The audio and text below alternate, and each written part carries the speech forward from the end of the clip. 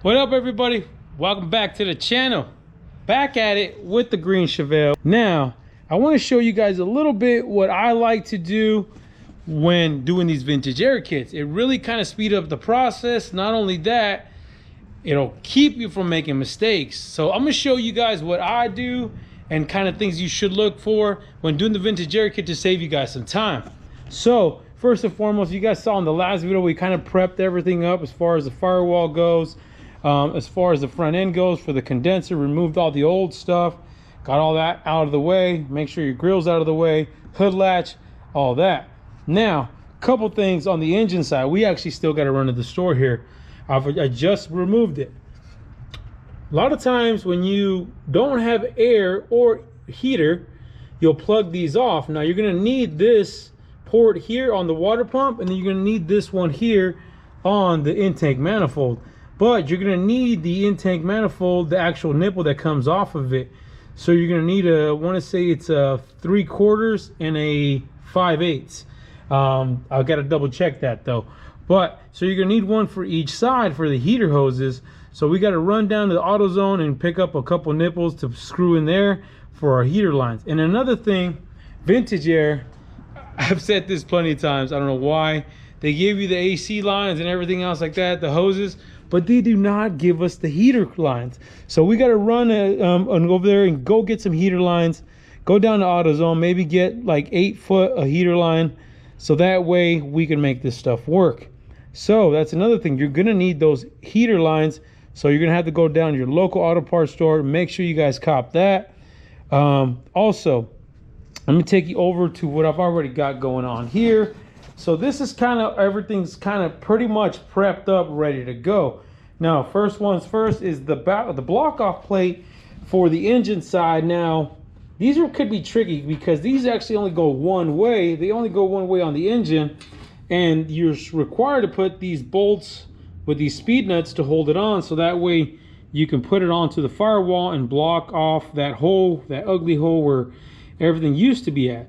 So you got to make sure you use the speed nuts, and you got to make sure you guys have it the correct way in the engine bay. So if you want to put it up, it goes on from the engine side for this particular setup. Make sure you put it up there and make sure the orientation is correct. And do not, I repeat, do not put these bolts in until you figure that out, because trust me, I've done it. I've had to put these bolts on and take them all the way back off because it was flipped 180. So don't do that mistake there. Make sure you got the correct orientation for that. Now, the actual EVAP box, the box that goes underneath your dash, you're gonna have a bracket. You're gonna have to install this bracket on here like so, and you're also going to install these studs that are gonna hold it to the firewall. Another thing though, before you install this bracket, make sure you screw these nipples on. These are the nipples that go to your heater lines.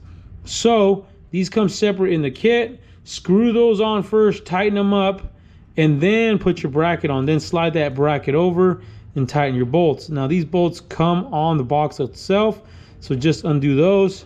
So make sure you do that too as well. And then you have a bracket on here on this front side that you're going to bolt here, and this will bolt up to your dash. Make sure you put that one in as well. Install that bracket, and then that should be pretty much ready to go as far as the EVAP box underneath the actual dash. And then you're going to have these guys here. These guys will go on your cow, and then one on the engine side behind the fender. So I like to prep these up with the grommets. Now, one thing I have done and I started doing is, because those hoses are big, boy, like those are some big boy hoses. So when they go in through this grommet, I mean, they damn near push the grommet out. So what I like to do, you see how I kind of cut them up a little bit? I take a pair of scissors and I kind of slit them up on all 4 corners like so, just to kind of have a little extra room for that hose to slide in and out. Because when you're moving with these hoses through there and you're pulling them through, it becomes a pain in the butt because these grommets will pop off. So that's kind of a little trick I like to do with those. So try that, see how that works out for you guys. I did them to both. And then also on this particular panel, I don't know why they don't come with it, but this one comes with this center hole here for wires. This one does not. So all I did was take a drill, a step bit, and then just drilled it out, and you'll have a hole for your actual wires. That way your wires will run through there nice and neat, and then back into that guy there on the engine side. So drill a hole there on that plate there. Now, condenser side, real quick. Now, this is one of the most important ones here that I feel it's actually the one that's most time consuming to get this thing ready. So the very first thing you're gonna do, and like I said, I've done this, so do not do this, is you see the size difference in the lines up here. This size is a lot bigger than this one down here. So make sure the orientation of your condenser is correct, because I've done it to where I put everything on and I went to put the lines on last, and guess what? I had this flip 180. So make sure that's on the top. If you're facing it, it's on the top. And now you can actually start putting your bracket. You'll mount your bracket here for your dryer. Mount that bracket here, all with all the hardware that's provided. And then you'll actually put the dryer here, and then make sure the dryer is hooked up here. And the flow of the dryer is also important, so make sure you check the flow. I believe the label's on the back side, so make sure that's correct as well. And then when you're putting these lines on, make sure you guys put the O-rings provided. There's green O-rings that come in the kit, and then use a little bit of oil on them so that way they thread in nice and good, and they do not have any problems as far as like pinching or getting cut or hung up. So make sure you use the oil. And then you're gonna have a bracket up top here. Make sure you measure out, read the instructions, and then you'll have another one here that you'll mount to the far right, to the mount to the top of that radiator support. Then you have one more here. Now this bracket mounts on the back side of this condenser, so make sure you mount that up accordingly. Like I said, follow the instructions. They'll tell you exactly how to do it. And then you'll have it come down here. Now I'm not gonna put the clamp here yet, because sometimes we don't use it, sometimes we do.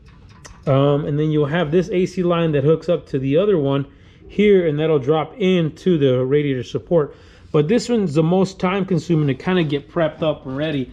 So if you want, like I said, before you ever start any of this process, make sure you got all these components kind of prepped up, and everything will go super smooth, and that way you have no issues and you save a lot of time, guys. It'll save you a lot of time. So now once you're ready, I'm gonna go ahead and slap the dryer, and sorry, not slap the dryer, we're gonna go ahead and slap on the condenser with the dryer and everything ready to go. And then we'll come back, we'll do the firewall plate and so on, and then work our way inside. But like I said, get that heater hose. That's what I got to go to right now, is go get the heater hose, go get those fittings. Prep is super key, guys. It just will help the process big time. So I hope that information helps you guys out. Let me know what you guys think. I got to run to AutoZone, but you guys already know. Hit the subscribe button, hit the like button, hit the bell for notification, and stay wrenching.